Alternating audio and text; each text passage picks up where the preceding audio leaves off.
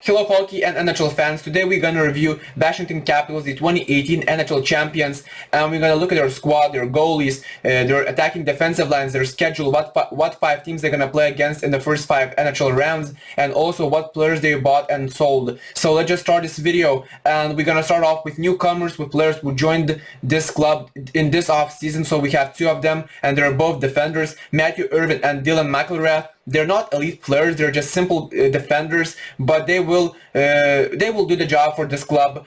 They lost many good players, they lost five of them. So Brendan Dillon, a defender, Zdeno Hara, also another defender and one of the best NHL defenders of all time. He used to play for Boston Bruins, but now he will play for New York Islanders, and Dillon left Capitals and he joined the Winnipeg Jets. So obviously they joined pretty solid clubs, and they also lost Michael Raffl. He is a very good forward, and now they just lost one of the most creative players on the rink, and I think that's not a good thing for them. He was still a pretty good player, and they also have two goalies who left the club.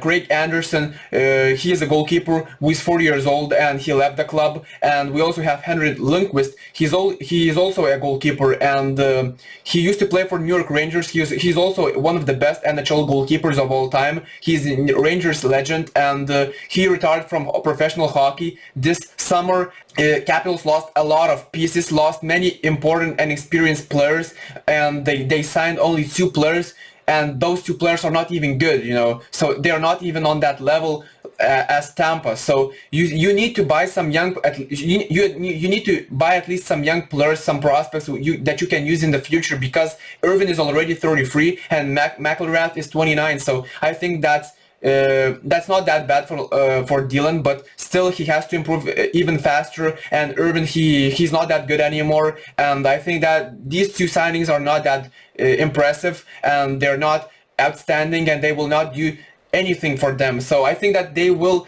just play, but you cannot expect many things from these kind of players. So in my opinion, it's a minus rating talking about signings. And now let's just talk about the goalkeepers. So they have two very good goalkeepers that I think are the best in this club, and they have to be in this team in order to train them and to give them more experience. So those two players are Ilya Samsonov and Vitek Vanecek. So one player is from Russia, other player is from Czech Republic. So as you guys can see, Samsonov has better physical attributes. Samsonov was selected in 2015 in round 1, and Vanecek was selected in 2014 in round 2. So Samsonov is obviously a better goalkeeper for me, and I'm obviously supporting him because he's from Russia, and he's a really good goalkeeper. He used to play in youth academy, and he was one of the best players. He is one of the most promising players in Europe and in the whole world. So I think he just needs time to improve, to get more experience, and he will be in that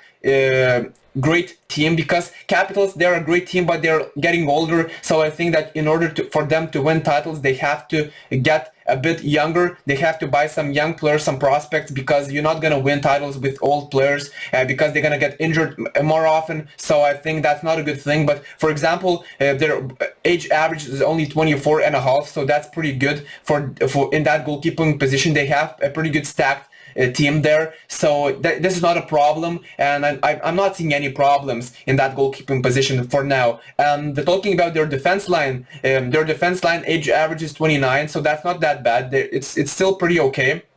And Dmitry Orlov and John Carlson is the first line. They are very good, they have the chemistry together, and they know how to play in this team. And obviously Orlov is really great because he can pass the puck, he can go to the counterattacks, and Carlson reads the game well. So I think that's a very good partnership between these two players. And we also have one young player, Martin Ferravari, in the second line, and also Justin Schultz. So these players are pretty good. Schultz is 31 and Ferravari is 21, so this is a 10-year difference, but I think that's not a problem, because Ferravari, he will learn from Justin Schultz a lot this season, because he might be playing in that second or third pair, so that's a pretty good thing for him. And in the third line we have Trevor Van Riemsdyk and Nick Jensen, so that's a pretty good and solid third line. If they will use these two guys together, they might give some advantages to this club. And because these two guys are pretty good, they are, I believe, 31 and 30 years of age, so that's not that bad. They're still improving, and I believe that they already reached their maximum potential, but they're still improving, like in that mental category where they can improve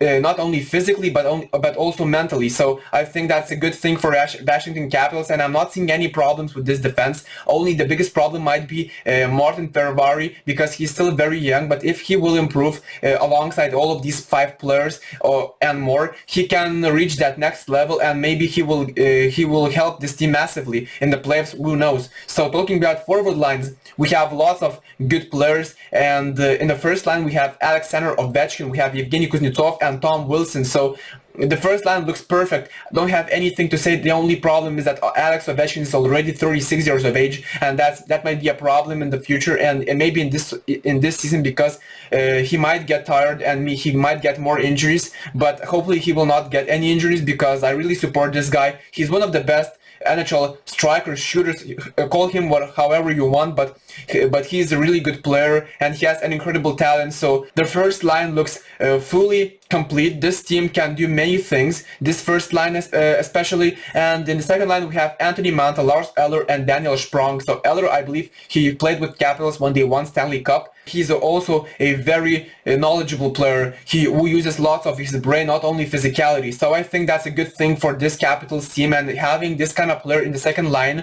gives you some additional advantages against other teams. Also, we have a third line which consists of Connor Sheary, Connor McMichael, and TJ Oshie. Obviously, TJ Oshie is he used to be one of the best players, one of the most promising players, and he reached his potential. Obviously, he's a very good shooter, very good dribbler, very good penalty shooter. Carl Hagelin, Nick Dowd, and Garnet Hathaway, both all these 3 players are very good, but obviously the best one is Carl Hagelin, because he's a really good player. I'm really surprised that he is not like in the championship team, because for example he would fit to Tampa Bay Lightning team, or for example to any other Canadian team, because you're not gonna have many problems with this kind of player. And the most important thing, that they have lots of international players who understand the game, not only in America but also understand the game how it needs to be played in Europe. So they have that experience that they can use against other teams, and I think that's an advantage for this club.